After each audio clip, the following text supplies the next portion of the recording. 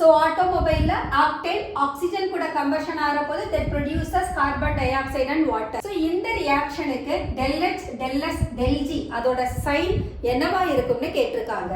இப்போ நம்ம del H க்கு சைன் கண்டுபிடிக்கலாம். The difference in number of moles of product and reactant equal to NP minus NR, that is equal to 34 minus 27 equal to 7. del H பாசிட்டிவா இருக்கு, அதாவது greater than 0வா இருக்கு. அப்படினா del H ஓட value நமக்கு நெகட்டிவா இருக்கும். இப்போ நம்ம del S ஓட சைன் கால்குலேட் பண்ண போறோம். ஆக்சுவலா ரியாக்டன்ட் சைடுல நமக்கு 27 மோல்ஸ் தான் இருக்கு, பட் ப்ராடக்ட் சைடு போறபோது 34 மோல்ஸ் அது இன்கிரீஸ் ஆகுது. அப்ப gaseous stateல number of moles இன்கிரீஸ் ஆனதுனா randomness இன்கிரீஸ் ஆகும். del S வேல்யூ நமக்கு பாசிட்டிவா இருக்கும். del G is equal to del H minus 3 del S.